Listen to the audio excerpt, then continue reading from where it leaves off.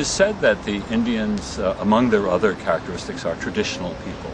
They think in traditional ways. Well, probably that's true. Probably there's a lot to that. But the fact is that human beings are very inertial characters, and do not really love or embrace change.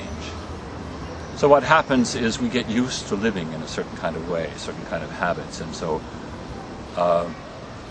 when a tribe of Ethiopian Jews migrated with the help of the Israeli government to Israel about 20 years ago, there were an enormous number of traffic fatalities involving them because they never thought about looking for traffic when they were crossing the street because there was no traffic on their streets. And so whenever we change something in our daily habits, it's much more traumatic than you might guess. And if you're an agent of change, as many NGOs are, they have to think not only about the change, but all of the unintended consequences of the change. So there are several things that you can be kind of sure about. First of all, that stuff is going to happen that you have not anticipated. The law of unintended consequences. And not only that there will always be difficulties, a transition period, bad news.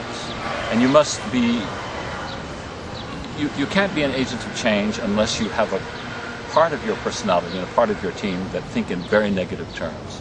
You have to think in terms of everything that will go wrong, because it will. You can be sure.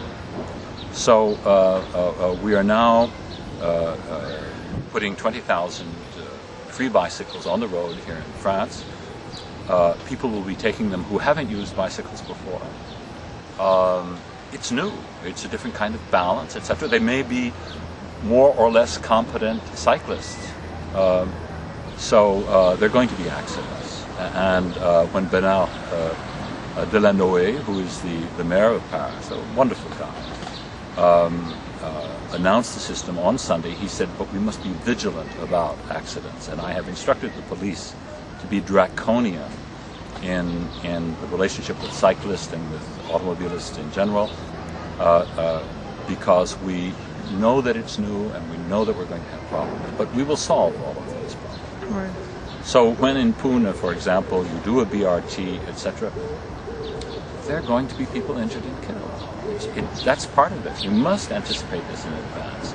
You must make provision for it. And part of your promotional efforts should be to make sure that all of the bad news is known in advance. You don't want somebody else to tell you about the bad news. You want to know that in advance.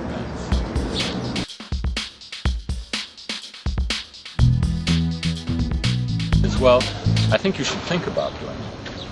And I think you should try. It's an excellent thinking exercise, a thought exercise, and you will see all of the good things that it could bring to the city. And then you will see reasons why perhaps not. Now, we're doing a study about city cycles, and we have a grid of, I think, about a dozen characteristics that are important. One of the most important is that you already have to have ample provision for safe cycling. We have 371 kilometers of more or less protected cycle paths here in Paris, which is not enough, but it's enough for a start. And this puts pressure on the city to have further cycle protection. So it's wonderful. It's an interactive process. Certainly there will be sort of yuppie areas, privileged middle-class areas, almost gated communities that are being done in some of the high-growth industrial and technological areas, in which well-to-do Indians get together and they live in a gated community. And those gated communities could very well introduce this technology. Right. But in general, not yet. The time will come. Right.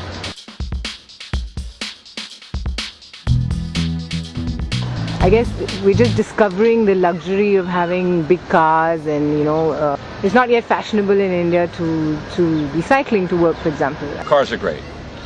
A good car, a nice road, a good restaurant not too far away is a wonderful experience. Sitting in a car in traffic is not a wonderful experience.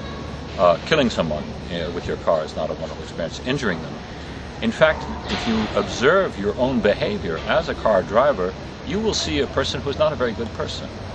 This person will have, of all of the characteristics that are highest on their behavior list on that day, impatience will be toward the top.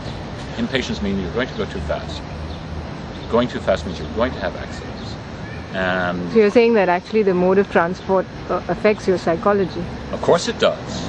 Of course it does.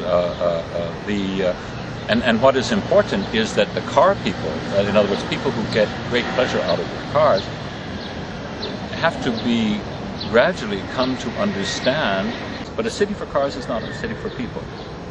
That is inevitable. These two things are direct contradictions. So what happens is, increasingly what we're seeing in cities, the cities of the world that are most agreeable to live in, is that the cities are increasingly less and less about cars and more about people. Now, it does not mean that you do not necessarily have a car or have access to a car. But yes, if you want to go see your grandmother 200 kilometers away, you either take your car out of the garage or you use car sharing. But we do know that we need to reduce the amount of street space which is available to cars and make it available to cyclists, non-motorized cyclists, walkers. I can't imagine. I think that the only person in any large Indian city who will have a car will usually be doing this as either they've got an ego problem or it's a defensive gesture, because they just feel that public transportation is too dangerous, walking is too dangerous, cycling is too dangerous. So the only safety that they can have is that steel box around them.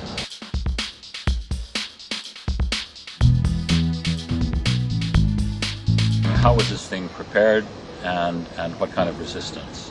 It took 2 years to do this.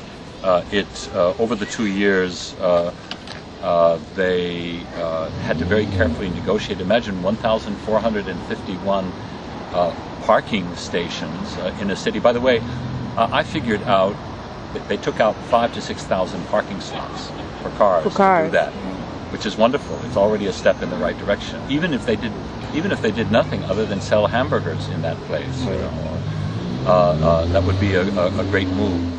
This project has been identified with the socialist government, and it is not even the socialist government who really have taken the lead. It's the Green Party and one young guy in particular, Denis Beaupin, who's just absolutely terrific, stubborn, thoughtful engineer. And this project has been ridiculized. It has been diabolized.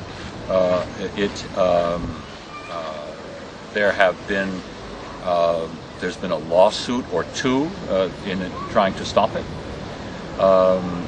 The right parties here in Paris have done everything they could to not support it. And as soon as there will be the first fatality, you can be sure that the right will be screaming that this is the fault of the city of Paris. So you will need a great strength of character and resolution. You have to be sure that you're doing the right thing. In this case, they were. Thank you.